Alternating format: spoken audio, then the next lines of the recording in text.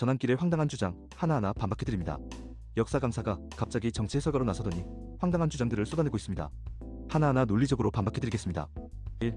비상계엄 이후 윤 대통령 지지율 50% 넘었다. 전환길 비상계엄 선포 당시 윤석열 대통령 지지율이 낮았지만 지금은 50% 넘었다. 그러나 실제로는 윤석열 지지율이 50%를 넘었다는 주장은 허위. 최근 여론조사에서도 윤 대통령 지지율은 여전히 낮음. 비상계엄 이후 정치적 혼란만 가중됐고 국민 분열만 심화됨. 팩트체크 좀 하고 이야기하세요. 2.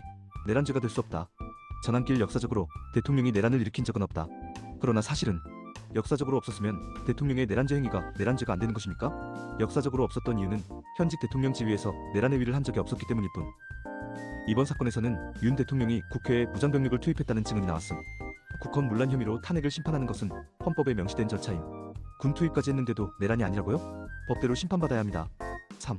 부정선거 증거가 있다. 전환길 선관위가 조사를 거부하고 부정선거 의혹이 1200건이 넘는다. 그러나 사실은 선관위는 감사원과 국정원의 조사를 이미 받았고 문제될 만한 증거가 없음. 1200건은 채용비리 관련 사안이지 부정선거와는 무관. 대만식 100% 수기표를 주장하지만 한국의 투표 및 개표 절차는 이미 국제적으로 인정받은 투표지 분류기는 랜카드가 장착되지 않아 외부와의 통신이 단절되므로 개표 결과 조작 등 해킹이 원천적으로 불가능합니다. 또한 투표지 분류기에는 인가된 보안 USB만을 인식할 수 있는 매체 제어 프로그램이 적용되어 있어 일반 USB를 통한 해킹 프로그램 설치도 불가능합니다. 투표지 분류기는 정당 후보자별로 투표지를 분류하는 수개표 보조 장비에 불과하며 투표지 분류기로 분류된 투표지는 심사집계부에서 전략 눈으로 다시 확인하는 등 개표의 전 과정은 수작업으로 진행됩니다. 투표지와 투표지 분류기는 공무원 등 개표 사무원이 함께 관리하고 정당 후보자가 추천한 개표 참관인이 개표 전 과정을 참관 및 촬영함으로 모두의 눈을 피해 조작한 것은 근본적으로 불가능하며 2002년 제3회 전국 동시지방선거부터 투표지 분류기를 사용한 이래로 선거소송 재검표에서 투표지 분류기 조작을 의심할 만한 문제가 나타난 사례가 없습니다. 4. 이재명 대표 재판 지연한다. 전환길 이재명이 죄가 없다면 빨리 재판을 받아야 하지 않냐? 그러나 사실은 윤석열 정부 들어 이재명 대표에 대한 전방위적 수사가 이루어졌고 검찰이 무리하게 기소했지만 결정적인 증거를 제시하지 못하고 있음. 위헌법률심판제청은 법률적으로 허용된 절차임. 재판이 길어지는 건 피고인 탓이 아닙니다.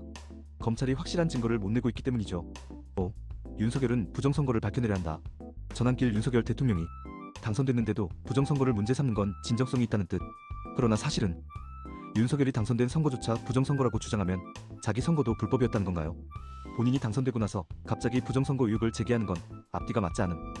실제로 중앙선관위 시스템은 국제적으로 인정받고 있음. 부정선거 주장 아무리 봐도 정치적 도구로 사용되는 것 아닙니까? 전환길 씨, 강사는 강의에 집중하세요. 정치적 선동 그만하시죠. 국민들은 진실을 알고 있습니다. 더 이상 왜곡하지 마세요. 이 쇼츠가 유익했다면 좋아요와 공유 부탁드립니다.